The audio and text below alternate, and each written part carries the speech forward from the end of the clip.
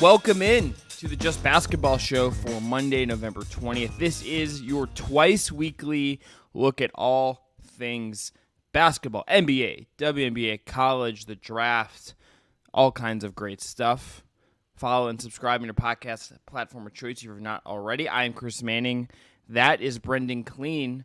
And subscribe on our YouTube channel as well. I want to tell you about our friends at Thrive Fantasy. Thrive Fantasy is a player prop DFS platform where you can pick more or less on your favorite players across multiple sports, including the NBA and the NFL. Sign up today with our code, JustBasketball, all one word, all caps, and Thrive will match your first deposit up to $250. That is an amazing match on your first deposit. It's beating pretty much everyone out there on the market right now. So go use our code.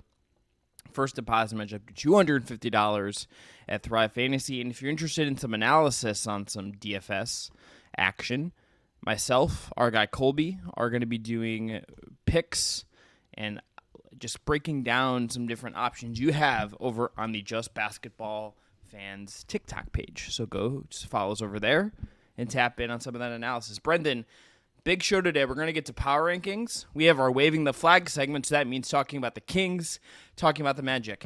One thing I think we did hit very quickly, though, that I'm throwing in the outline in real time. We've talked about this over text. It's some slop of the week. Okay. The Los Angeles Lakers, the real Lakers of Los Angeles, have interested not just Zach LaVine, but also Alex Caruso and DeMar DeRozan. And the Lakers, or how the Lakers are perceived, it remains like your friend who has Gucci taste, but realistically should be like buying clothes at Costco sometimes. And there's nothing wrong with buying clothes at Costco, but it's about sticking within your budget and not like thinking you can afford the whole world when you really can't. They're in an interesting point. I don't think it's wrong for them to be thinking trade already.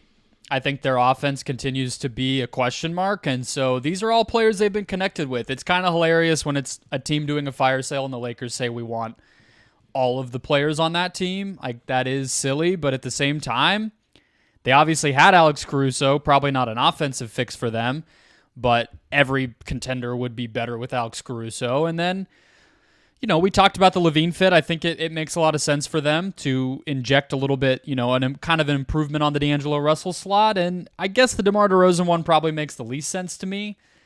I don't know a lot of contending teams that DeMar DeRozan fits on in his kind of current form. I mean, his whole form. But sure, let the Lakers pursue everybody. I'm fine with it. They obviously should do this. It's a very Lakers thing for them either to do this or be speculated to be wanting to do this, right? There's never a moment where we don't hear them linked with player X who's a really big name. That's just kind of what they do. The DeRozan thing is also just a long-standing thing because if we go back to the year they got Russ, DeRozan has said on the record that he thought he was going to be with the Lakers, right? Like, it's just like you can't quit the DeRozan thing. I also agree with you that if I were to rank them in terms of like which one would move the needle the most for the Lakers, it's LaVine, Caruso, and DeRozan's third. It's not to say I don't think DeRozan could help them in some way, but I think there's a trade-off there that their roster, unless they made other moves, is not fully equipped to stomach. Is there a contending team that DeMar DeRozan, who even at his age, you're bringing him in to start? It'd be disrespectful to bench him, I think. Or maybe, you know, it's game 7 of a playoff series, you do your adjustments and things change, but you're bringing him in as a starter. He's DeMar DeRozan. Is there a contending NBA team that you think would be made better by acquiring DeMar DeRozan to be part of their, 7-8 man playoff rotation? Is there a team that comes to mind that you think would be? Because he is a very interesting fit because he wants to have the ball, take mid-range jumpers, is a little bit smaller in terms of he's basically like a 3-4 now, but he's not really physically a 3-4. Is there a team for you? The one I squinted at that I can't fully get to is the Kings because I could just see, okay, another ball handler, someone who can score when the game slows down, someone who can give us another variety of offense if certain things get stopped, but they don't have the perimeter defense. Like, unless maybe Keegan Murray your guy. I think your guy more than anyone else, and I know Brendon could just gobble up the whole world and cover for him in some ways. But when you have Domantas Sabonis at center, I think your defensive infrastructure has to be just very baked into any things you might do. So the DeRozan, Sabonis, Fox is three not great defenders all just kind of thrown on the floor together. And then what are you doing? Like, you're not going to be able to build like a good defense in that way. So they're the only one I looked at and thought maybe for a second, but I think they would need a different center. And I would rather have Sabonis than DeRozan. If the Tobias Harris fit wasn't going so well for the Sixers, I could consider that as another option. But again, you're talking about some overlap with the places that their best player likes to operate, and that's just the inevitable issue. It's like Miami, okay, they're not so 5-out, run and gun, pace and space, everything, but Butler plays a very similar style at his best to what DeRozan does. So that fit's going to be interesting. I'm not sure if they're going to find a taker for DeRozan. Maybe the Knicks would be the only other one I could think that is totally fine to slow things down and play a weird style. But Julius Randle does his thing in very much the same way DeMar DeRozan was. So even that's not a perfect fit. Yeah, and they do. The only thing I would say about the Knicks as a counter to that is that they do have the massive infrastructure of big wings to say we can hide DeRozan somewhere. They're the team best equipped to do that, but we also kind of probably with Randle off the court though, right? And lineups that could protect DeRozan defensively probably mean Randle is on the bench or playing center, but that they're not going to play him at center. They haven't really done that with Tibbs. No, that's not a Tibbsy thing to do. One of Hartenstein or Robinson is just going to be on the floor, and I get that. Those guys are a pretty darn good center rotation who do a lot of positives for you, and I think aid everyone else. And like Brunson DeRozan would also just be weird. Like, I don't that overlap to me doesn't, much less the Randall thing. My bigger concern would be, okay, how does this guy we're bringing in that's a high usage guy fit with Jalen Brunson? And I don't really love the DeRozan Brunson collaboration. Tough fit. I don't know if they'll be able to find a home for him. All right, let's move on to power rankings, Brendon. You have developed, I should say, not we. I can't take any credit for this. Have put in a bunch of tiers. We are going to go through these tiers. We have little things we're going to talk about in each of them. Teams on the rise, teams on the down. I think we should have covered this in the little pre-show meeting we had, but do you want to start at the top or do you want to start at the bottom? The top. Okay, let's start at the top. Gotta start at the top. Who's in your tier one? Okay. So yes, tier one, and I like doing tiers for all sorts of like sports rankings in general because it allows you to not have to like be so picky between number 2 and number 1 or number 19 and number 18. Because the reality is, especially in 1 month in, we're trying not to overreact. We are looking ahead. This is sort of championship forward. We're seeing who right now kind of clusters together with the teams most likely to make a run for a championship. And the tiers allow you to cluster those teams together where it's like, yeah, I don't have a huge, strong opinion about whether the Miami Heat have that much more likely of a chance to win a championship than the Phoenix Suns at this given moment in time. But we'll put them together. And we will go through the team trending up in each tier, and we'll go through the team trending down in each tier. There will be some over-the-top love for certain squads. There will be some probably disrespect for certain squads, and that's fine. That's part of it. But number 1 in tier 1 to me is still the Boston Celtics. The Boston Celtics are 10-2. They're outscoring their opponents by 12.5 points per game. They're on a 5-game win streak. They have the number 4 offense in the NBA, Chris, and the number 1 defense in the NBA. They're number 1 in net rating by 6 points per 100 possessions. Philadelphia is number 2, and Boston is 6 points per 100 better than them. So this feels like if you were to have a different answer, you're kind of just being a hater at this given moment. They've done everything I think you want to see from them to dominate early in the season, even if some of the questions obviously are still there. I think Jason Tatum, if I were to vote today, would be my MVP pick. If I had a vote, I think I would pick Tatum for MVP right now. I think I'm there with him. I think he's been incredible to start the year in all facets of the game. I think he's been the driver of that team in a lot of ways. He's had a couple kind of lower games here and there, but you look at the overall numbers for this year. He's playing heavy minutes. He's got a career best mark from the field, a really good mark from three on really high volume that kept up from last year. He's averaging 27 a game, and I think there's still food on the table for him to add to that in some way, particularly at the free throw line where he's down a little bit, only 5.3 a game, was at 8.4 last year. He's, I think, passing pretty well. He's rebounding well. I think Tatum has been absolutely complete. He's having a level-up season at age 25. And with how good Boston is, I think he's going to be in the MVP discussion. And right now, I think I would maybe think – I think he would be my pick if I had a vote and could look at that right now.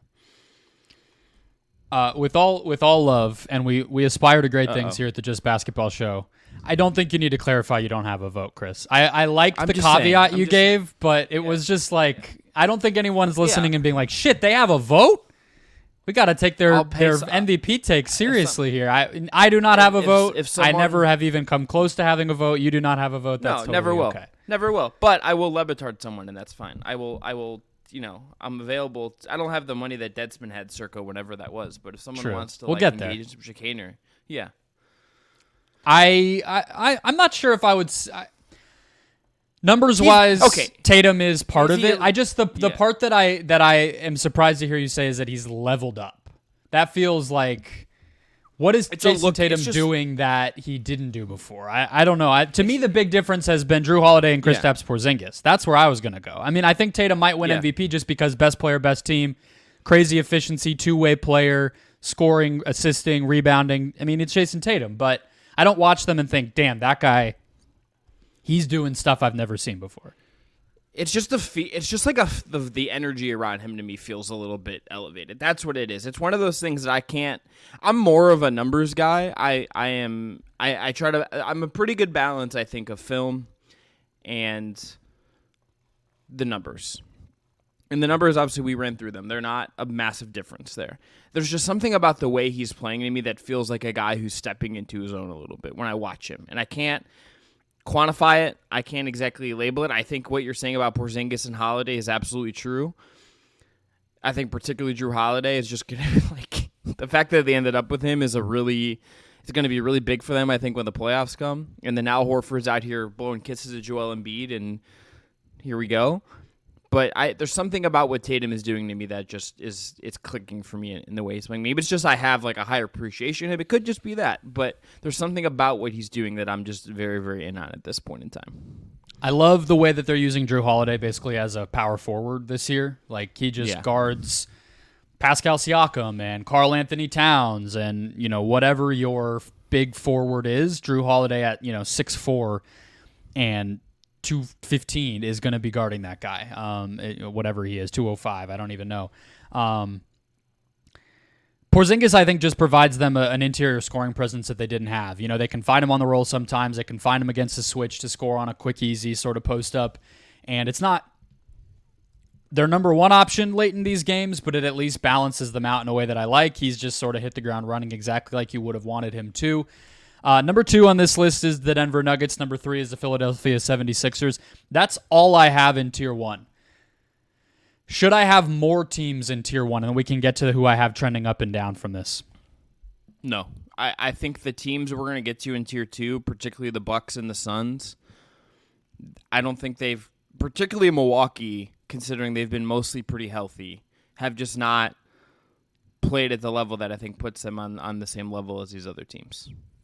So these are championship contenders, obviously, so it's a little hard to pick trending up, trending down, but I will say trending down the Nuggets just because without Murray, you do feel their lack of offense at times, and I think the bench young guys outside of Christian Brown in year 2 have been a little bit wanting.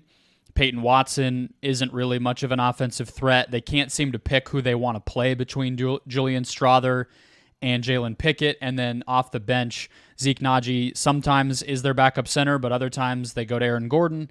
They lost a close game to the Pelicans the other night where Valanciunas and the Pelicans defense, I thought, got Denver out of rhythm pretty well. So they'll be my trending down, but only a little bit. 76ers, I'll say, is my trending up, and that's just because Tyrese Maxey is making me reconsider everything. I mean, that's why they're in this tier. His development, his growth, his unpredictability and efficiency and style is impossible to bet against because we're seeing the breakout of a star player in real time. So they have to be trending up because if he keeps improving even from what we've seen now by April, they'll be on another trajectory completely. So I'll have those two for that one. Tier 2, let's start with the Phoenix Suns. Chris, who we wanted to discuss briefly the Bradley Beal injury. Mm-hmm.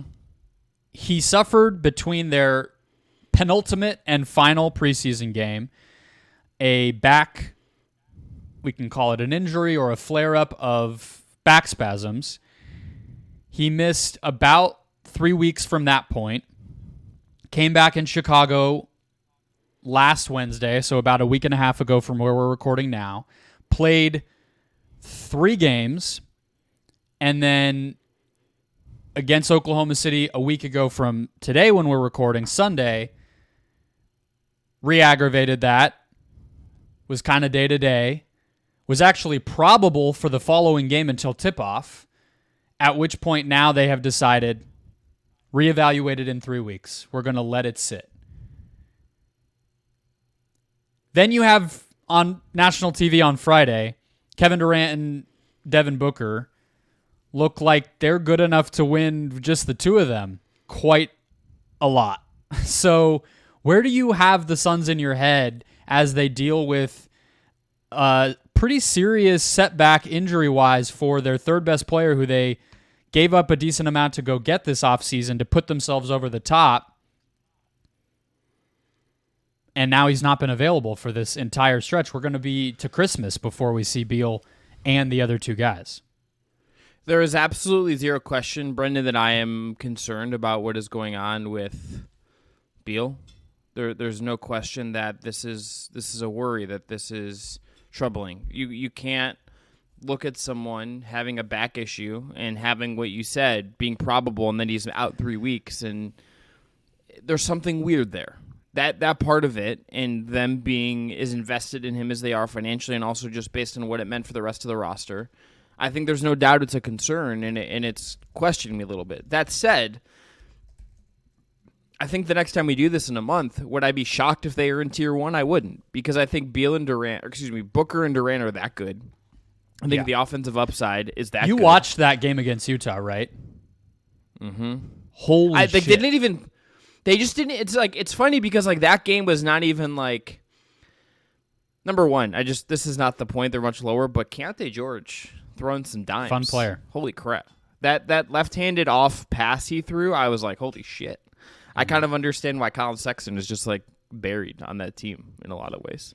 They might have found their point guard of the George. future. He can play on or Seems off. like He's slithery. He can shoot. It's there you go, point guard. There you go. Figured it out. It didn't even feel like a great Suns performance, but those two guys, just when they play the way they're capable of playing, it's kind of classic trust your hoopers to do hooper shit and score a bunch of points and be awesome at it and just not be guardable. That is what that team has with those two guys. And then you have KDB Diop makes the game-sealing play in a lot of ways. Blocking for the end of that game. Markkanen at the rim. Yep. Mm-hmm. Just an unbelievable defensive play from him. The role players, I think they're getting enough from all of those guys who aren't even in some uncomfortable circumstances with the rest of the roster.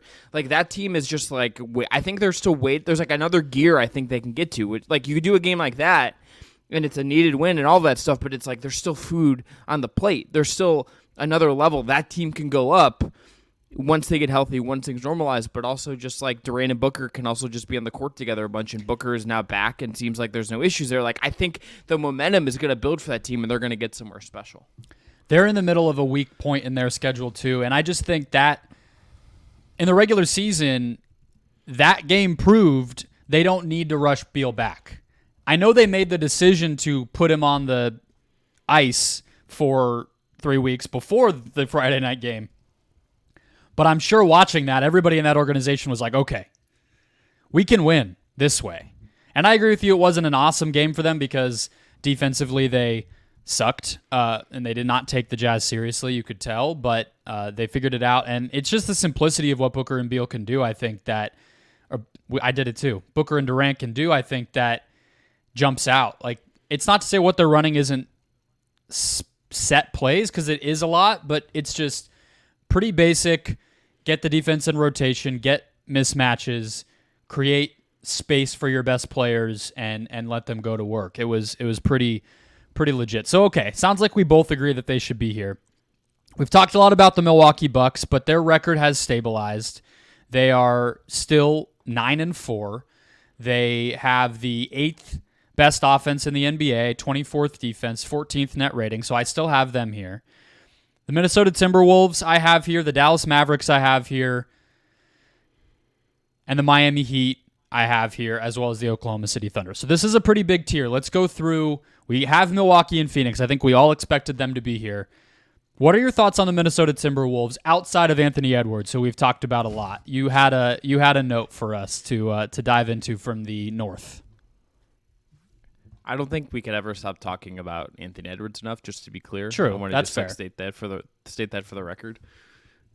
I know you want to talk about like Rudy Gobert, but No, I don't. I'm good. Okay. I'm just trying to poke you a little bit, Brendon. So this is from. I think that's the thing. I can defend the trade and still think the dude is a clown, but I also can think he shouldn't have gotten choked out. That's another aspect of the Gobert conversation. I keep saying the word Beal. We can't get away from it. The Gobert conversation is I don't think he probably should have had been in a sleeper hold on an NBA court. Draymond low-key on a heater of late of just like acting a fool with the Donovan Mitchell situation and then this. It's just like calm down. Yeah. Yeah. Just calm. All right. What's calm your down. Timberwolves? Anyway, the now? Wolves. So this was from, I found this on our /NBA. This is from the Wolves radio broadcast. The Wolves are in first place in the Western Conference standings at least 10 games into the season for the first time since the end of the 2003-2004 NBA season. That is an insane stat. That is a long time. Repeat that so I can digest it. The Wolves Yep. are in first place in the West. Yep. At least 10 games into the season for the first time since the end of the 2003-2004 NBA season. And they're technically tied. So I want to just really savor this moment in time because it's we record the episode the day before it goes out. I'm not sure if that will even hold. If the Denver Nuggets beat up on your beloved Cleveland Cavaliers, maybe that changes. So I really want to just bask in that because Can I just read you some? Incredible. Can I read you some name? I'm just going to read you some. We're going to remember some dudes here for a second from that Wolves roster. You ready? I'm so ready. Kevin Garnett. Hold on. One of these people is going to connect us back to choking, I think, right? Are we getting Latrell Sprewell? Yeah. He's next on the list. Second in minutes played, baby. That's the tie. Maybe that was Draymond just doing an ode. He's like, I know that that stat. I was on the NBA subreddit the other night, so let me just connect the two eras, 20 years apart, and put another choke highlight on the mixtape for everybody. Yes. But yeah, salute to Latrell Sprewell. Sam Cassell, Trenton Hassel, Fred Hoiberg. Yeah. Yeah. Mark Madsen, Gary Trent, the Shaq of the Mac himself. Irvin Johnson. Not Irvin Magic Johnson, but the other Irvin Johnson who played in the NBA, right? Unfortunate. Michael Owakandi and Wally Szczerbiak. Two mid-American conference players on the same team is like an incredible thing in 2003, 2004, much less now. But also just like the Latrell Sprewell, future NBA head coach and NBA head coach flame up Fred Hoiberg. Michael Owakandi, like one of the really just all-time bad draft pick. Like there's just a lot going on in this roster. And coached by Flip Saunders, franchise executive Rest Kevin in power. Just a lot going on in this team. But what a time. It's been a long time. That's the team that our guy Zayon Huda, who does our TikToks, fell in love with, that made him eventually a Celtics fan once the man, the myth, the legend Kevin Garnett departed. But yeah, those were fun teams. Throwback for sure. All right. We've talked a lot about, again, Milwaukee, Dallas, Phoenix. Miami I want to hit on real quick because I think Bam Adebayo is somewhat having the season people have been waiting for. Okay, we had the same thought. We've had the same thought. I think he's been just like a fucking monster this whole year. I am he's averaging blown like away by him. Yeah. Ugh. He's averaging like a drive and a half per game more. Mm-hmm. He kind of took it to Victor Wembanyama. He was the inspiration for the Wemby TikTok that I did, where I'm like, people are kind of not afraid of him after like 3 weeks of the season. They're going at him, and it was partially Bam that made me feel that way. Also Townsend Gobert, so salute to Minnesota once again. But he also looks bigger to me. And I was texting our guy Wes Goldberg. He's listed at the same thing because once you're an NBA star, you're not going to like fucking sit there and, nitpick about what your weight. Oh, actually, I'm 253 this year, guys. Change it. Change the press guide. Actually, I'm 10 pounds lighter. If it was 10, maybe you do it, but 2, 3, whatever. We need a Zion, just like a regular weight check. Yeah, exactly. We don't see that change too often. So he's listed. I checked. He's in both media guides the past 2 years. He's listed at 255. But his upper body looks fucking yoked all of a sudden in a way. Like, Bam's ripped it's Bam Adebayo. I'm not trying to sit here and be like, he was a little pudgy before. But it's like another level this year, and he's using it, and he's not going to be a three-point shooter, but he's a damn good dribble handoff player and playmaker. He has the two-man game working with Duncan Robinson, who is maybe one of the better stories of the past, 6 months in the NBA. Once again, after being the best story of the NBA 3 years ago. Taking a lot of twos and doing some damage inside the paint, Duncan Robinson. He's exactly. evolved. So he has that going with Duncan, which I think helps him because it gives him an outlet when he catches the ball and doesn't want to take a jumper, which is not Bam's game. But the driving and the scoring inside and the drawing fouls and all that stuff is just one little other wrinkle that he hasn't always had. So I think him being better, some of the role players being there, the fact that they still could make a trade, I still have them in tier 2. I think some people might not, but it's the Miami Heat. They've been in the finals 2 of the past 4 years, and they've been in the conference finals 3 of the past 4 years. They were the number 1 seed in the East one of the years that they did not make the finals. So we can count them out, or we can be realistic and say they should be in there. I'm going to put them in there. Last but not least, I think they should be. Oklahoma City Thunder. The wonderful dunksandthrees.com, which is named in such a way that our friend and content partner Colby Olson did not believe that it was a real website when we were texting him about it. He was like, good one, guys. Don't fuck with me. Yeah. And it definitely is a real website. No, it's a released its estimated plus minus for the first time this year, which is the kind of industry standard now in terms of these catch-all stats. Who was in the top 10? Share with the people. Chet motherfucking Holmgren. Yeah. This guy's out here doing what he did against the Warriors. I think the best performance we've seen from him so far. Hits a turnaround 3 from the corner to ice that game to the point where, if you go back and watch, they had this, I don't know who shot it. I haven't seen the original, where it actually came from, but the really cool angle of it where it's below him and they catch him, the spin and all that stuff, and then they catch his teammates reacting to him. Number one, Shea perfectly sold it. Shea perfectly understood how fucking cool that was. And Josh Giddey is just yeah. Josh Giddey's nice job, bruv. It wasn't he's I've seen that. I'm Josh, you got it. And then the Warriors broadcast, salute to Kleen Azubuike, who is a complete homer. Yeah. Oh, his foot was on the line. Did you hear that call, that game call? And I was stuck with the freaking Warriors broadcast because NBA League Pass doesn't work, and anytime I try to switch the stream, it crashes on me, so I have to just watch whatever one it makes me watch. Yeah. No, his foot was the care that he took to get his footwork absolutely perfect, both on the catch and then on the pivot and then on the release. His foot was nowhere near the line. I get that you can't always see, but just the default to no, that couldn't have possibly happened. It's you wanted your Andrew Wiggins game winner.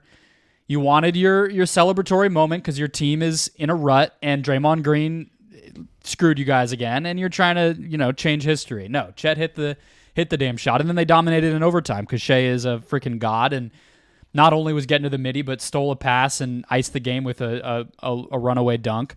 I was talking about this with Tony Jones from The Athletic, who was talking down to me a little bit, if we're being honest, on Twitter. Reminder of how fun Twitter can be to talk basketball on. Just excellent website. I was saying to him, because he was saying the gap between Chet and Wemby is not as this is his tweet, I'm not calling him Wemby. The gap between those guys is smaller than people think. And I was saying, like, production-wise, yes, there is going to be a conversation to be had about Rookie of the Year if Chet keeps this up. But I still default to the gap is pretty wide because you add an extra 3 inches and even more perimeter kind of skill, I would say, at a younger age. And I still think Vic is substantially more unique. Where do you land on that? It's kind of a heady, random, doesn't necessarily mean anything kind of conversation, but a lot of people are pitting those two against one another and comparing and contrasting them. Where do you land on that? Is Chet just as unique as Vic and we're just overlooking it and kind of taking him for granted a little bit because he's just so plug and play for them? I think we are perhaps underselling him a little bit. I don't know if I'm ready to say that gap is closed, but I think the way Chet had, like, for all of, I think some of this comes from the fact, Brendon, that the Spurs just aren't very good, and the Thunder are, and a lot of that has to do with their personnel. But if you just look at this team and you look at what is going on there, like, Chet is elevating in some ways, and the Spurs are just kind of like one of the worst teams in the league so far. And there's something to that to some degree. But Chet also, I think, benefited from the year off. I think there's no doubt about it that a year to just acclimate his body and get healthy and get bigger helped him. But it also helps that he has Shea and he has Giddey and he has like a system in there that just kind of really makes sense for what that team is at the current moment. Yeah. You know what the other thing is? The last thing I'll say is like he's come in and he has offensive easy buttons that you can't take for granted for a big man. There are lots of big men in this league. I can think of one in Cleveland and I can think of one in Memphis that don't have offensive easy buttons, despite how great they are in defense, and the ceiling on those guys is still very high. I think particularly the one in Cleveland, basically because he's a little bit younger. Chet has come in and it's like, oh, I don't have to like manufacture stuff from him in offense. I'm comfortable making passes in spots. I'm comfortable taking crazy threes. Like, there's not been an acclimation process in that way. And that, for a big man who doesn't just get the ball in his hands and gets to create and make mistakes that way, that to me is wildly impressive for Chet. And I think that is the part that excites me most about him, is because if this is the floor, what is the ceiling on the offensive end? Elite finisher, great shooter, and then you just start from there, right? I think the thing I was going to say that also is different between these two guys, people point to the lack of a point guard in San Antonio. Obviously, the roster overall, they don't shoot threes. They don't space the floor well. There's a lot of flaws. I think a lot would feel different if they just let Vic play center more. Yeah, and I know injury-wise, like I'm kind of on board with the patience there, but if he's going to play as much as he's playing, which is every night, 30 minutes a game, then you got to just let him play his position too. You know, if they were holding him out on back-to-backs and playing him 25 minutes a night and it was the very patient Victor Wembanyama rookie year, then okay, keep Zach Collins out there tethered to him all the time. But I think part of why Chet has been so miraculous for the Thunder is they needed a fucking awesome center and they got one. You know what I mean? And now it's like with Vic, it's like he's standing in the mid-range, not knowing what to do with himself and unable to affect the game defensively because of where he's playing. All right, last question on the Thunder, and then we can speed through this next tier. Should they be here? We have the Phoenix Suns with one of the best players in the history of the NBA in Kevin Durant. We have the reigning Eastern Conference champion. We have Giannis Antetokounmpo and the 2021 NBA champions. Luka, the upstart Minnesota Timberwolves. Do the Thunder belong here? Are we jumping the gun? No, we're not. Shea is that good.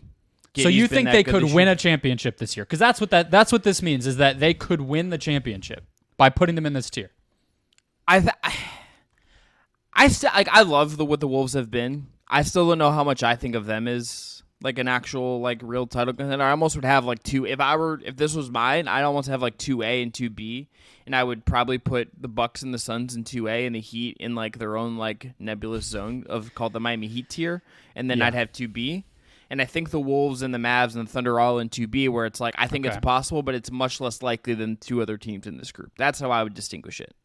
I think that's a great way to put it. And maybe in hindsight, that's what I could have done. I would probably just put the Heat in the Bucks and Suns, but I like having like a graphic of tiers, and then it's like you have to swipe on Instagram, and then the second page is just the Heat, and it's like Yeah, They exist. It's but just they don't belong in this. It's not the same Jimmy Butler, category. It's Jimmy Butler doing the 5-0 thing when he's just like shooting 50% from three and just trolling everyone. Yeah. I love him. It's just they exist on a different plane. Him. I love Jimmy Butler so much. That guy is just Jimmy Butler perfect. got all of April to June. We'll circle back on Jimmy. Yeah. We spent plenty of time. All right.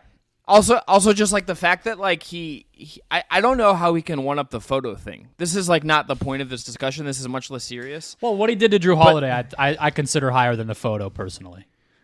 Yes, but like the fact that like for this whole year you're gonna see him looking like he's like a roadie for My Chemical Romance or some shit is just like incredible.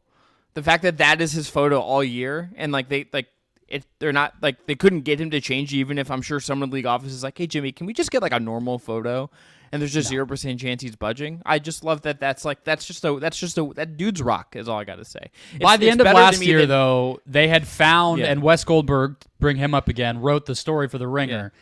They do multiple versions of the photo. So at some point, ESPN and Turner may get tired of using the BS one and go back to the normal one, because I think he probably also took a normal one, but maybe not. Maybe this year he just said, "I'm not even doing that. I'm just gonna."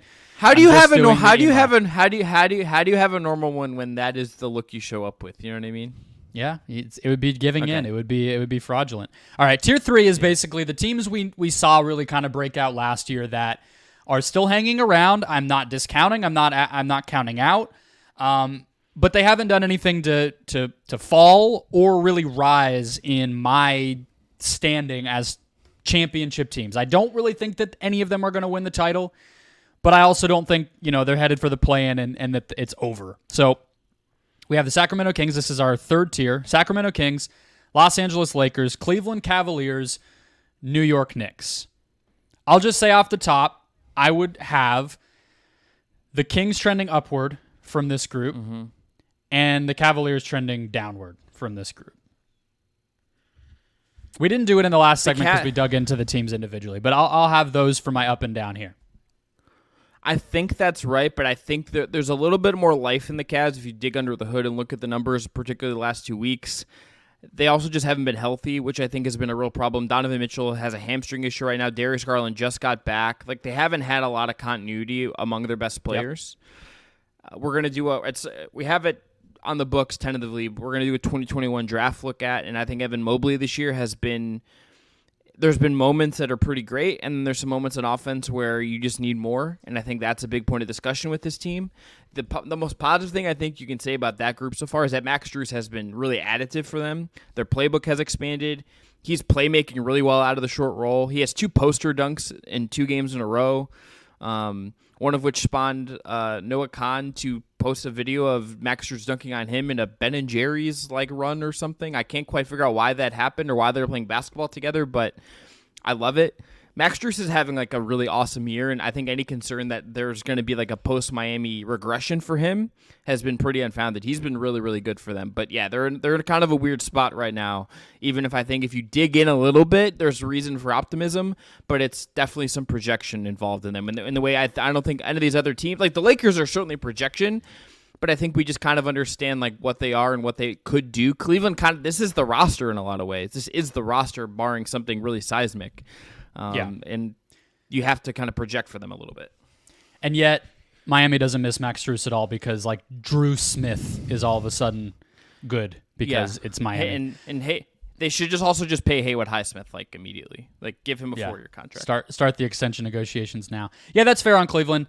Somebody has to be trending up. Somebody has to be trending down. I will point out here the Knicks.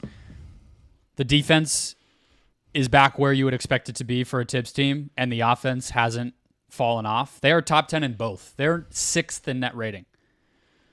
It's a good team. And that's what happens when you play Mitchell Robinson. I know that he has injury issues. I know that it's always a risk to push his minutes too much, but they started the last year, and he was injured for part of it, playing Isaiah Hartenstein a ton and all sorts of different things. Mitchell Robinson is a defensive anchor. He's a legit stud center, and I think that's a big reason why their defense is where it is. So just shout out to them. Tier 4. This is kind of the teams that are rising, in one case falling a little bit, that have some questions, but I think, is probably the tier that is going to evolve the most over the course of the season, Chris, and gives us a lot to talk about. So we have the Indiana Pacers, the team with the number one offense in the NBA by almost a point per 100 possessions. We have the Houston Rockets, kind of the darling, the non-Minnesota darling, I guess you would say, of the early season.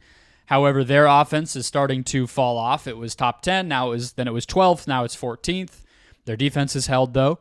Golden State Warriors, who started the season promisingly and have faltered with Curry injured, Draymond suspended, and nobody on the team can make a damn three-pointer, from Clay to Chris Paul to Andrew Wiggins. The New Orleans Pelicans, who felt like they were in a crisis because Zion Williamson said he was struggling to fit into the program. They played a little faster. They had a win over Denver. They had another win. They lost a close one to Minnesota last night without Zion in the lineup. But they are okay, like it's back. Atlanta Hawks, who we talked about a little last week. Maybe we don't have to hit too much. And then our beloved, wonderful, beautiful Orlando Magic to close out this tier. I'll give you my trending up and trending down. And maybe I teased it a little bit with how I broke those teams down. But who feels like the team that could rise into... Hold on. Could they make the conference finals? Don't say the Warriors. Out of this group. The answer is Golden State if you just wanted to say like pedigree, but it's not them based on what they've played like. There's some real West warning is too signs good there. this year. I don't think they're good. I don't think they're up there. The problem is Curry has remained that good, and the rest of the roster isn't that good. I think is where we've ended up. Is how I would look at it, Brendon. Unless Golden State makes a trade, and too early for that. But they have new management, and they don't make in-season trades. But that I'd be willing to respect. But come on, they're out of it. They won the title a year and a half ago. They don't count as. Of course, it could be them, but I think I want to say Atlanta. I think my gut wants to say Atlanta, just because I believe in the offense. I believe in the coaching. I think some of what they're doing, I think that's the more realistic one. We've just maybe because we've seen them do it before, and sometimes you just get some breaks and it gets you there. But I want to say them. As much as I've come away really impressed with Houston and all of that, I think it just still might be a little early. So I think I'm just going to go with the Atlanta Hawks, but not super confidently. Atlanta's fascinating. They're 9th in net rating. They're 21st in defense, which isn't far off from where I think you would want them to be. I'm looking at their on-offs, and it's always so hard for me with Bogdan Bogdanovic because when he's been healthy, he's so good. But he always jumps out as like if they could just flip him for one more. Like, what if this team got Caruso? What if this was the Alex Caruso team, and you just go a little smaller, but we know Caruso guards forwards all the time, and you closed with like Trey, DeJounte, Jalen Johnson, Alex Caruso, and then center. Like, if you could turn Bogdanovic into that and trust that the offensive infrastructure is good enough that having him as your six-man kind of, microwave guy isn't as necessary for your team, then I would really buy it. I know we're talking about trades again already, but I like the structure. I just think that their roster is still a little ways away for me to really buy it. I would say the Indiana Pacers, and they're my trending up team for obvious reasons. That's why I'm picking them here. I just think at a certain point you have to kind of perk your attention up at a team that is so good at one thing. They're 26th in defense, but I was listening to, I believe it was the All-NBA show with Tim Legler and Adam Mares, which has been really, really good.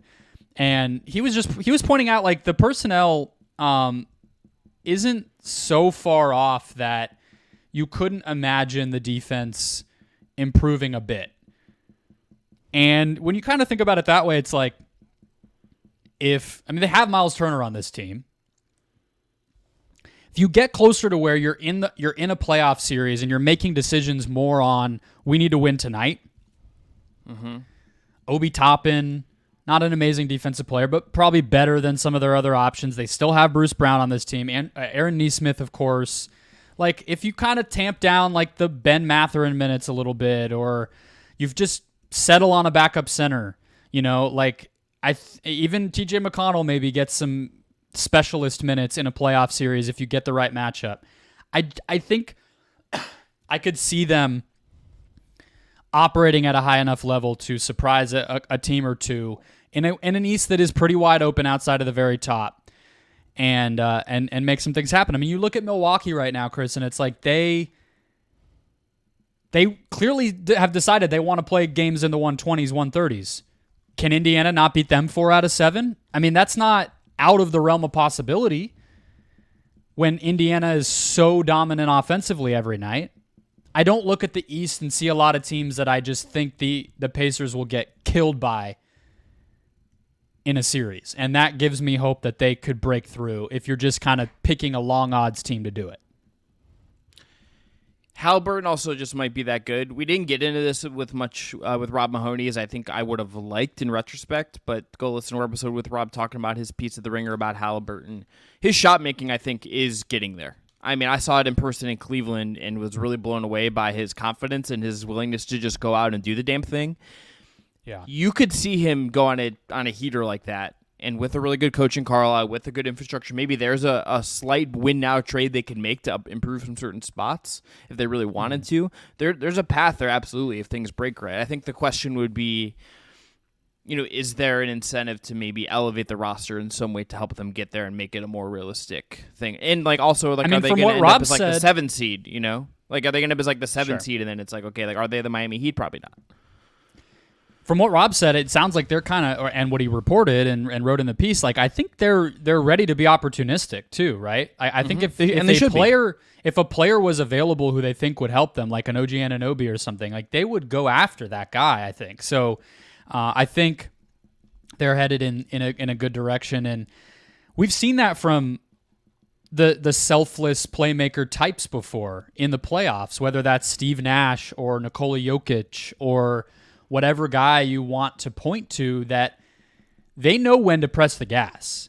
And so the idea that Tyrese goes from averaging, whatever his regular season points per game is, which is probably closer to 20, it's 25 so far this year. But if that went to 30 in a playoff series where he's playing 38, 40 minutes a night, nobody would be surprised. And he was talking on the JJ Redick podcast. They had him on for a mailbag. I don't know if you caught that episode, but I'd recommend it, Chris, and the audience. It's good. The disrespect that he felt when in the pre-draft process, teams were like vocalizing their question of his scoring ability. And he was just getting that feedback directly. Like, we just don't know if you're that guy as a scorer. And he was like, I don't know where they got that idea. Like, you could hear that he was just like genuinely pissed.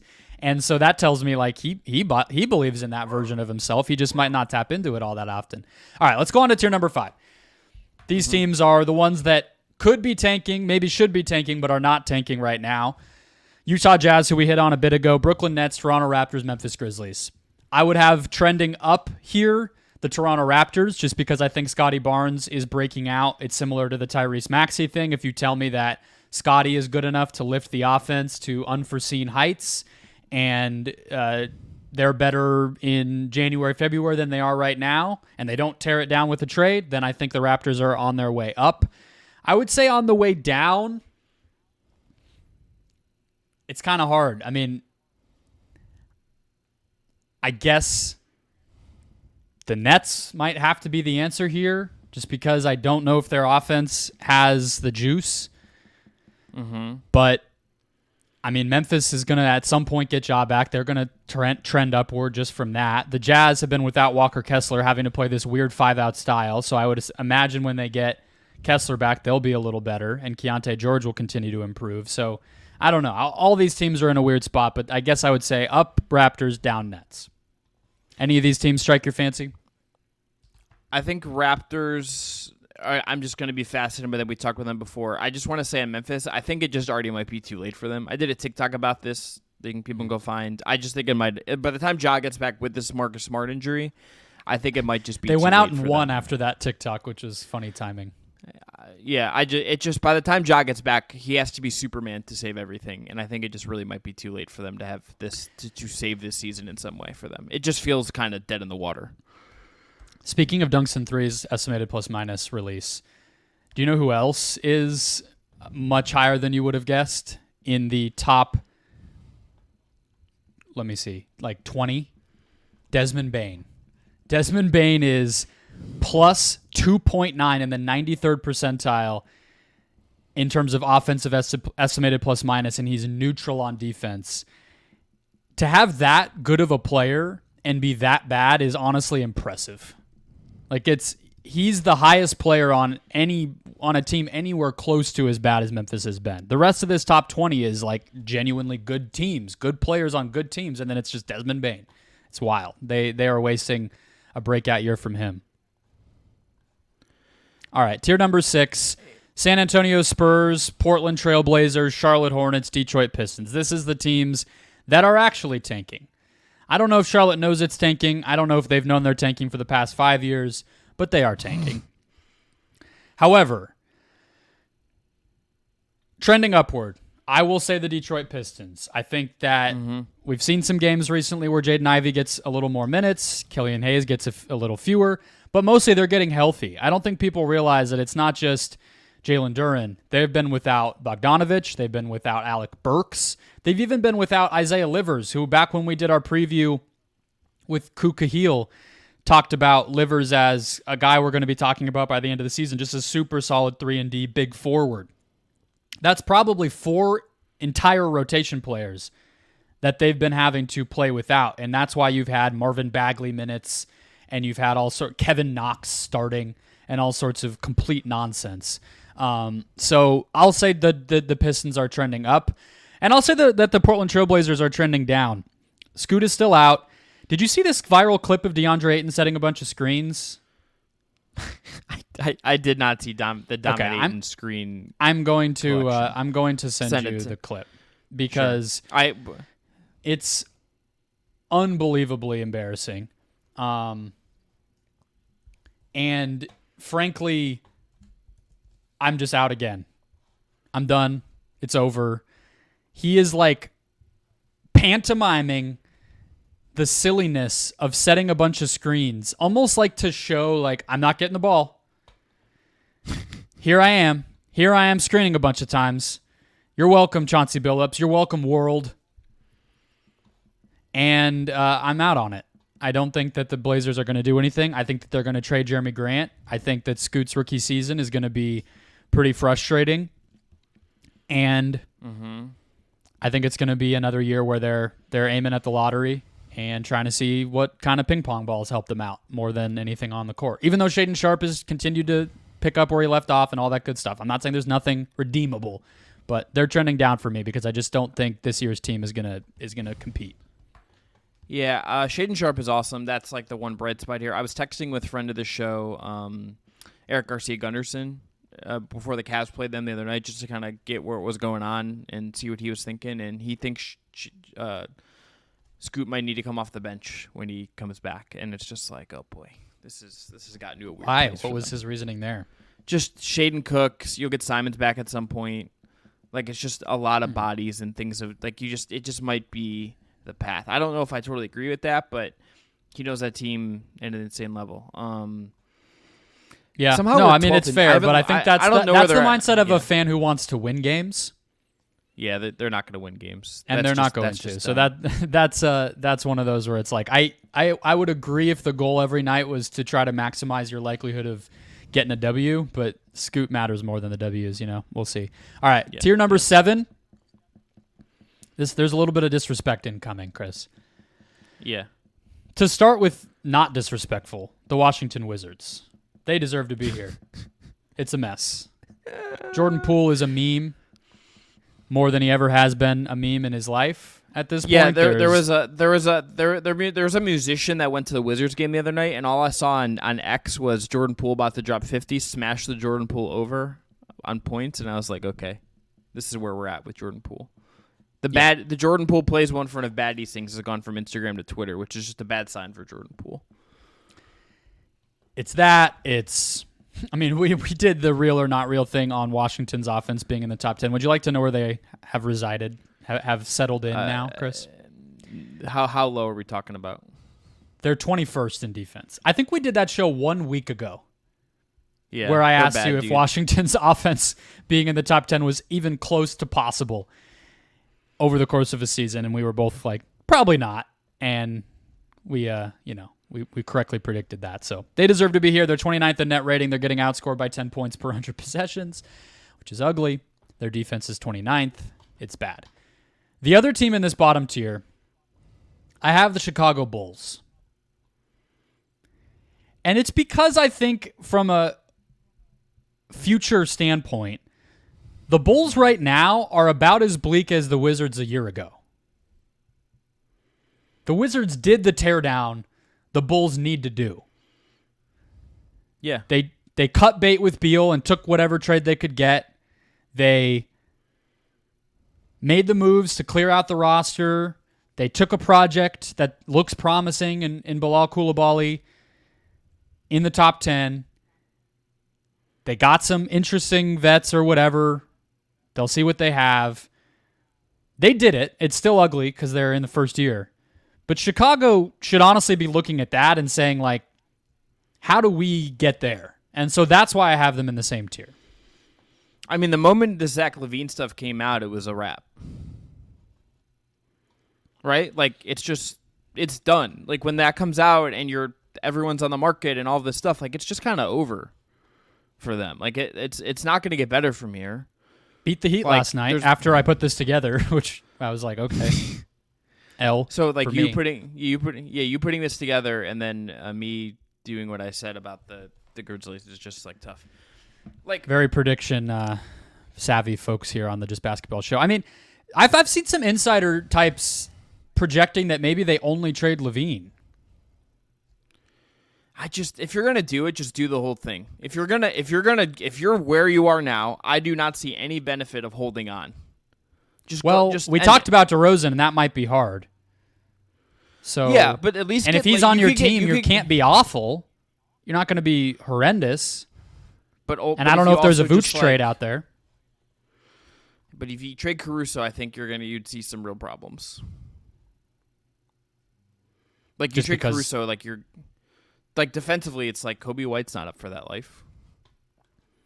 You know? I mean, fair, but I believe that they're up to 11th. They're back up to 11th in defense. So, yeah, they fall off. Yeah, I don't see why they wouldn't trade Caruso. I think we're in agreement on there. I think LaVine... Did you see LaVine shove the PR lady out of the way after refusing to do the post-game interview? Yeah. I think that must have been the Magic game we're about to talk about, right? Because that couldn't have been after they beat Miami. There's something there. I mean, the other part of it is I think you might need to just get... Like, if you can't trade DeRozan, get him on, like, the Al Horford in Oklahoma City plan and just be like, hey, do you want to go, like, live in L.A. and, like, hang out? Yeah. Like, it's cool. Dump him somewhere, and then they can just basically effectively cut him. Yeah. I mean, you could buy DeRozan out. I think you could probably get enough in a trade where buying him out doesn't make sense. But I don't know. It's going to be interesting. All right. That wraps up our NBA 1 month in tiers. It'll be interesting. I think I'm a little bit concerned about if having the Sixers up there will work out in the long run, Chris. I don't know about if we're ahead of our skis a little bit with the Thunder, but it's a good snapshot. And now we have it in our notes so we can compare and make fun of ourselves in a month if we do it again. Yeah. I think we are in a spot, too, in this NBA season where we're starting to actually feel like we have a good grasp on things. And, Brendon, I think to your credit, I think this tier structure, I think you kind of nailed, even if things change, I think at this moment in time, the vibes you have nailed. I think the vibes of where these teams are at all feels very right. Like, maybe the Bulls are not as bad as the Wizards, but, like, vibes-wise, it's there. And I think you've nailed that exactly. Just really good vibe interpreter. I have my finger on the pulse of the vibes. I did just click this DeAndre Ayton video, and that it's the second funniest NBA like cam video I've seen this year, aside from Malik Beasley just standing there and then stepping up and getting smoked on defense. This is up there with that. It's also funny to me with situations like that how many guys are so guarded in the modern NBA for understandable reasons. Because they're just going to get slaughtered on social media if they speak up on certain issues or say the wrong thing or whatever. I don't mean issues like socially. I'm just saying if they come out and say, we're so good, you're going to get cooked when you lose. Like, I get all that. And then they have the the like confidence to go out on an actual NBA court with 20,000 people watching and hundreds of thousands more on TV every night and do some insane shit that makes it way funnier than anything they could ever say in a press conference and get clowned, because there's going to be permanent footage of DeAndre Ayton looking like he's square dancing on an NBA court because he's trying to show how much screening he's doing. It's just ridiculous. Square dancing is like this one of the funniest things you Is that not like a good descriptor? If nobody has seen this video, like you don't need to watch it, because that's basically what it looks like. Yeah, it's like square dancing, but like with like you're a little too drunk to like keep with the beat, so you just kind of pause at times because you get confused. You know, it's like when you're at a wedding and there's a choreographed dance that comes up and you just like a little too drunk to follow along exaci. So you're doing the motions, but not really with the rest of the group. Yeah, that's kind of what it was. No, you've had a couple too many of whatever the signature cocktail is that night, or a couple too many Modelo's at your local dive bar. That's where we're at. DeAndre Ayton, ladies and gentlemen. All right, I think we should move on to waving the flag and dive into that part of our discussion today, Brendon. But I do want to remind people to check out our friends at Homage as well. Homage is that ultra-comfortable specialty apparel company that with NBA and WNBA licenses that uses vintage-inspired designs to pay homage to the greatest stories, traditions, figures across sports, music, and pop culture. Use the link below to make your purchase and support the Just Basketball Show. I know I'm going to be buying some homage gifts for Christmas this year, some NBA tees. I think it's an easy gift, an easy dub for you if you need to do some holiday shopping. So check out Homage, use our link below, and support the Just Basketball Show. All right, let's move on. Waving the flag. Orlando Magic, who we just talked about a little bit briefly, Brendon. 7-5 right now, 7th in the East, 15th in net rating, 4th in defense, 29th in offense. Here's where I want to start with this. Yeah. 2 straight wins against the Bulls. The Paolo Banchero game winner, that technically was a travel, but he gets, is what it is. Brendon, they don't call travels anymore. Okay, boomer, but... They really don't. It's true. They really don't. I know. I just wanted. I want to call you as someone who's like 3 years younger than me a boomer. That just felt right. That kind of game, though, where they just had to find enough offense to win, I think is just a good growth moment for them. I think of them as they're in this phase of their build here where they are in the growth phase. It's not all about results right now. It's not all about maximizing your growth and turning it into perfect outcomes all the time. It's about going through some things and getting there. The structure of this team feels very much the same. It's good on defense. Offense is very middling. Defense is 5th over the last 2 weeks. They cleared in the glass. They're 28th in offense and 20th in net rating. This is a team that is figuring out its offense. It's going to be a lot of growing pains here, but to get a win like this, even against a team like the Bulls, I think that's a good growth moment for Paolo, and it's a good moment for that team. Yeah, the game that you and I both wanted to focus on was the Wednesday game where Paolo did hit that game winner, and they both fell apart and overcame in the last few minutes of that game. Zach LaVine went bananas, hitting a bunch of pull-up threes, and they were doing the, foul and take crazy threes strategy Chicago was late, and it worked. One of the rare games where you actually see that comeback happen. And Vooch had a couple nice moments late, but on the Magic side, you had a missed free throw by Paolo, and you had a Franz turnover, all kind of in the crunch time moment. This team was up 8 with 2 minutes and 8 seconds left. They were up like 4 or 5 with 30 seconds left, and somehow needed a one-on-one ISO for Paolo to win the game. I did like a few things still, though, Chris, and I also actually want to compare Paolo a little bit to another guy who came up in the power rankings and who we talked about a little bit, and we will in the draft episode we're doing soon. But from a coaching standpoint, it was funny to watch the offense-defense trade-offs that Jamal Mosley was doing late, because it's like when he was doing the offense side of that coin, I was like, brother, this could maybe just be your closing lineup. Like, maybe just put Cole Anthony out there to close these games. Maybe just put, Mo Wagner or whoever out there, because you just feel it. It opens things up, and I think you're right. And maybe I'm a little bit too urgent with them in terms of fast forward. But I mean, the team is 7-5. I think you kind of gotta, and they were also amped up on the fact that they had a slow start last year and were close to 500 after Fultz came back. So I don't necessarily, I would be fascinated if there was an interview with John Hammond and them at some point. Is he the one who retired? Did I say the wrong name? About where they see this whole thing.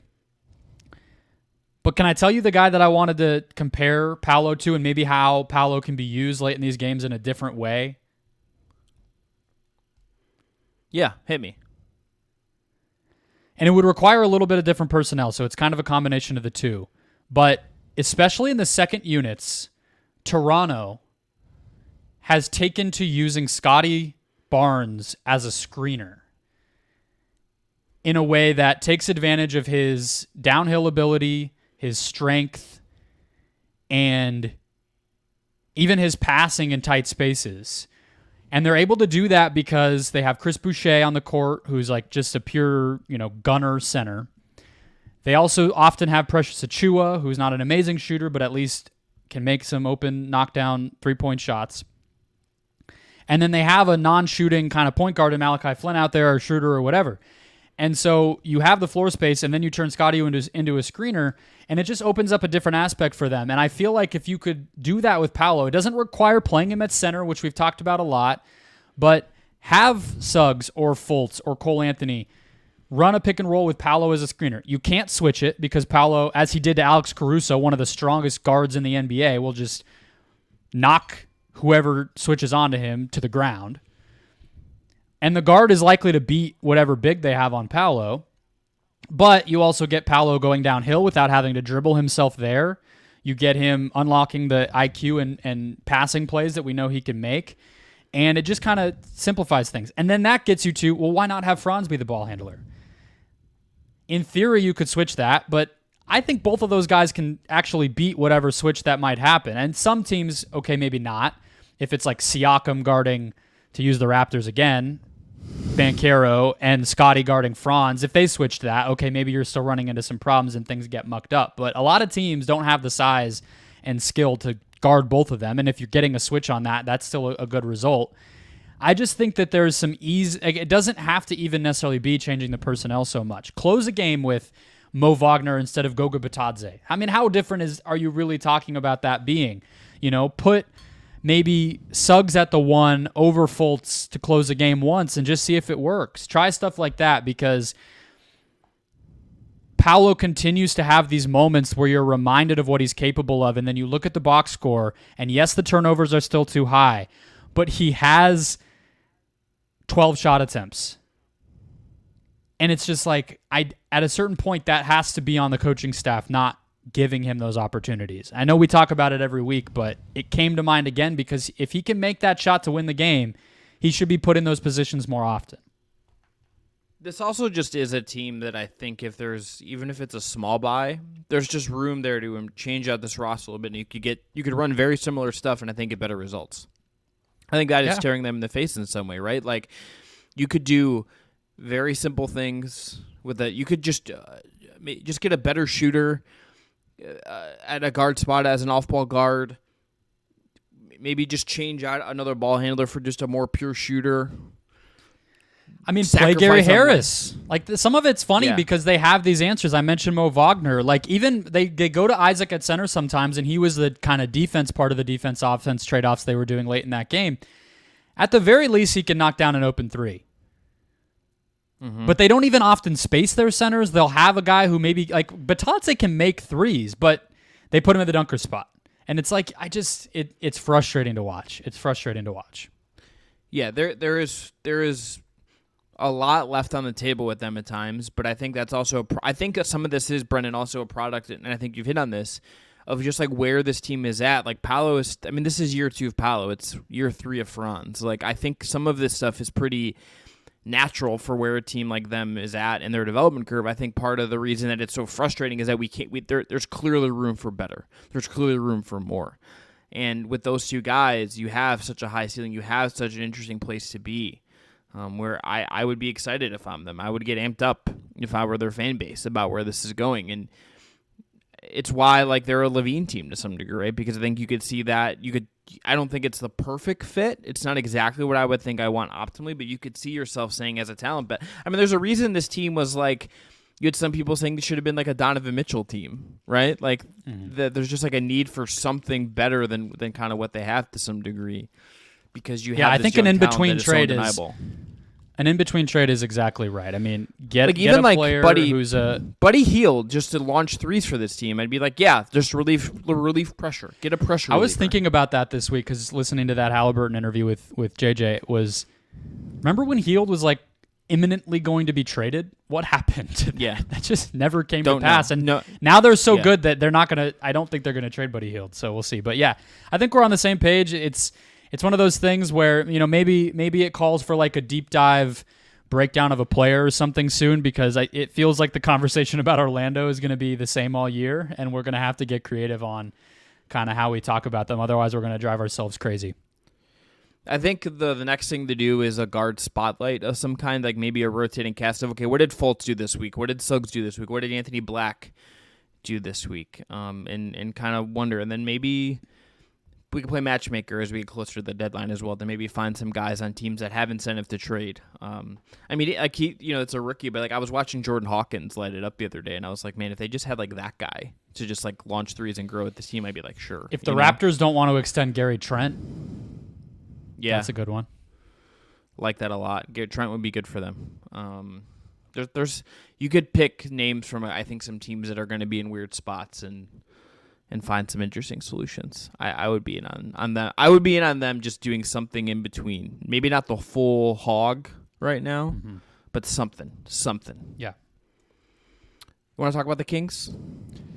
I'd love to. 7-4, 5th in the West, 16th in net rating now, 16th in offense. That's going to go up without a doubt. 13th in defense. Fox has returned, Chris. He's good. He's pretty good. Turns out that guy's fucking good at basketball, Brendon.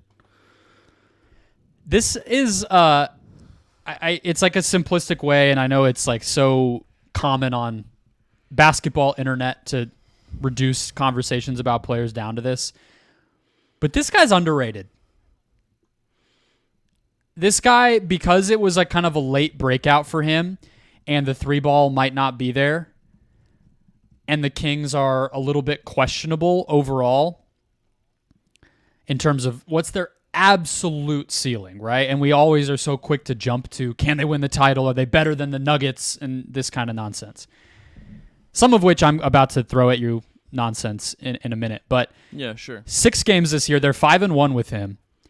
34% usage, just 7% turnovers. Yeah. And let me put this question to you actually first. Again, somebody asked it on a podcast, and I can't remember who it was, but it got my thinking going. One, do you think the Kings would have won Game 7 last year, the Curry 50 ball, if Fox didn't break his finger and kind of lose a step? Not a step, but not make shots because of it at the end of that series? Or do you think it's just Curry's going for 50, you're kind of screwed? I lean towards Curry goes for 50 or just kind of screwed, but maybe it's a little tighter, and maybe you just have a better chance of flipping that on its head, obviously, if Fox is right. Because so much of their success last year was Fox and him making shots and him being this amazing guy, and it's not exactly like the Warriors had great answers for what he is capable of last year. Yeah, they lost by 20, but 5 of 19, and I believe he broke it before the Game 6 that they lost when they were up 3-2. So maybe that game should be thrown in here too. But he was 5 of 19 from the field, 5 turnovers, 6 assists. It was on his shooting hand. I just think that's one step of it. And then you start to wonder, well, could they have played the Lakers a little closer? I think so. I don't know. It is a kind of interesting inflection point that would affect a lot of how we view this team, and it has to do with their best player being himself. And the other part of this that I've been waiting to talk about is this guy's handle, I think, is maybe the part of his game that doesn't get talked about, and that goes to the turnovers. Yeah. Because I think it just gets overlooked with how fast every team plays now. But the ability to create space and navigate, help, and get to your spots when you're going 300 miles an hour Like, we can't just accept that that's reasonable. That a guy playing downhill at the speed of light as often as he does can just only turn the ball over on 7% of possessions and, shoot great from the field on a night in, night out basis and basically never make mistakes. This is the second year in a row he's on pace to shoot better than 50% from the field.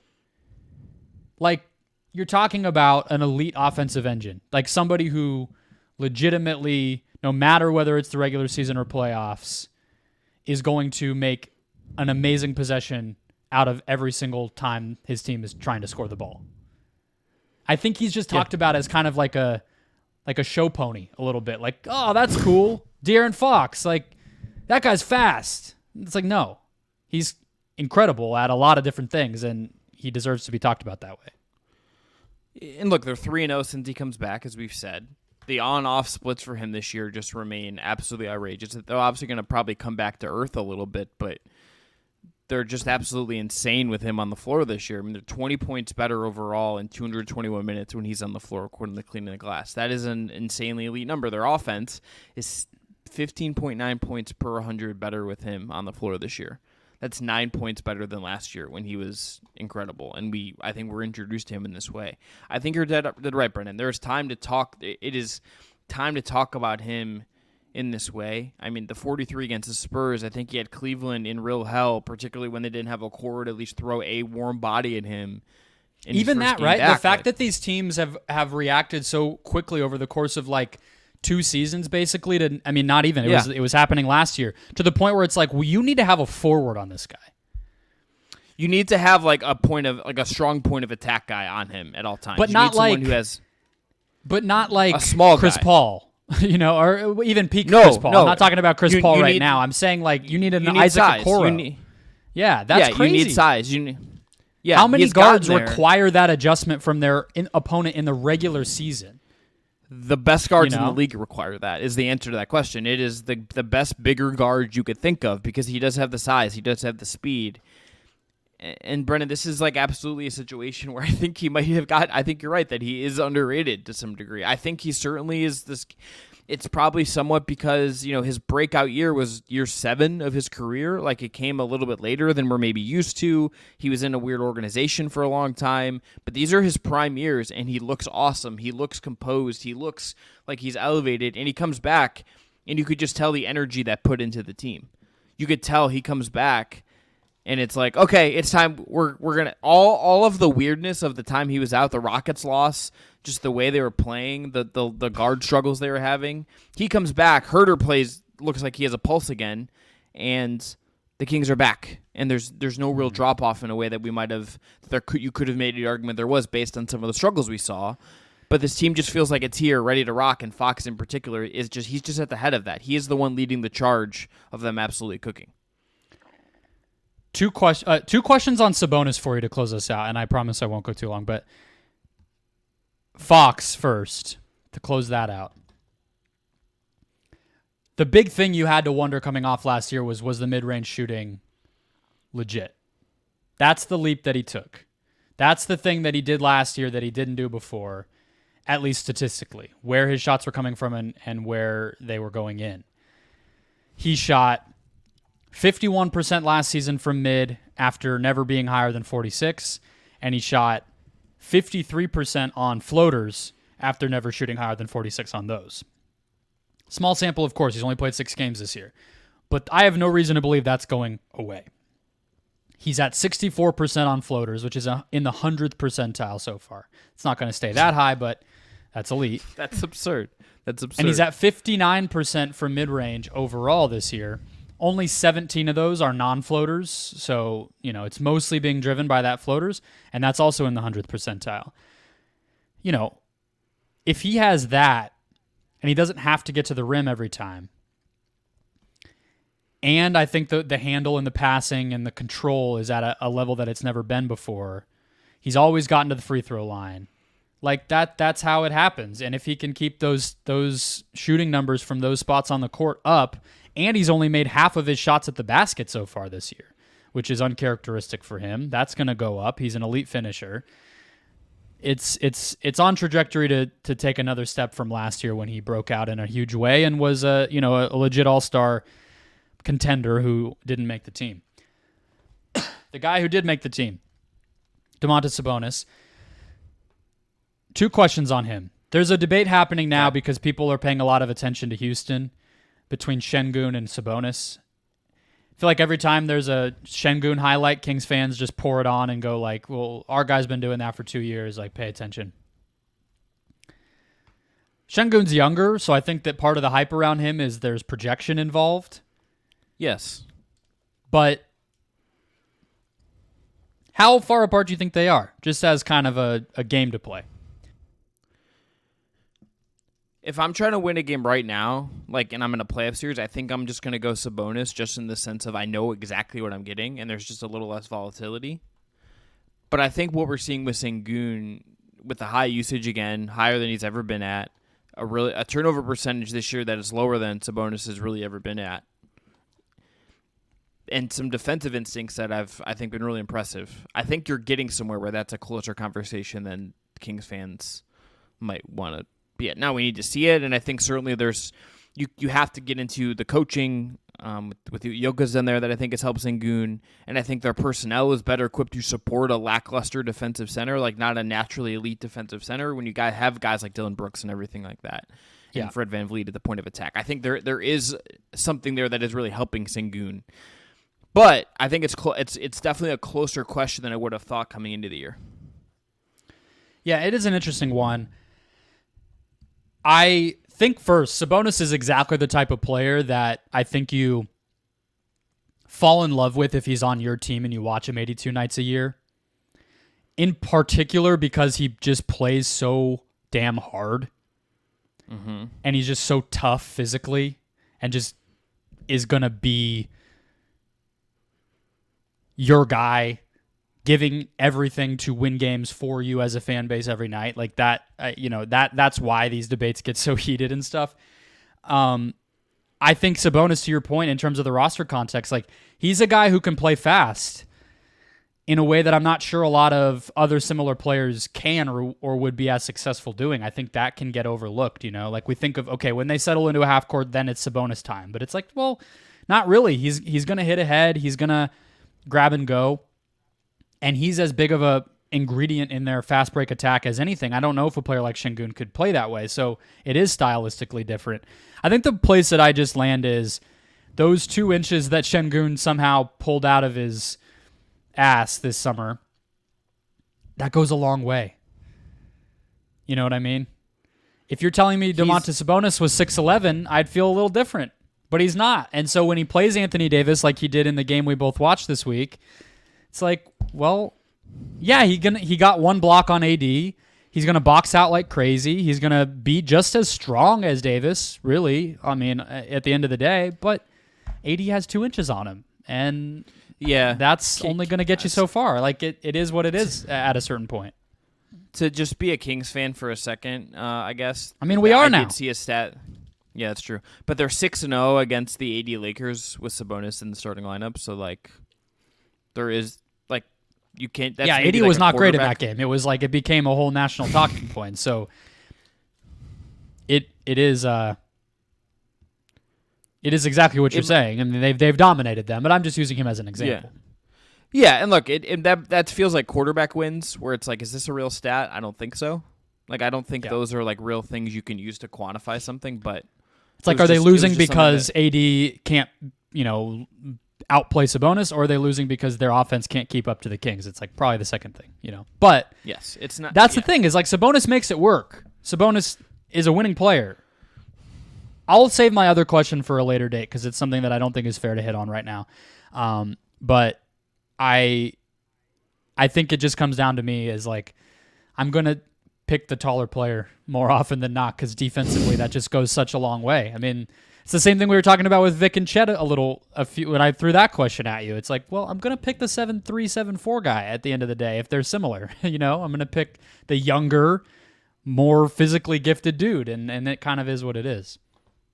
Yeah, I'm absolutely with you on that part of it, and I think the projection thing is a good part of this. Like, we just kind of know what Sabonis is. We know what his limits are. We know what his strengths are. We have a very clear picture of him as a player. I think when you have younger guys, and I think this is the case at all positions and all levels and all different kinds of things, you can project however you want.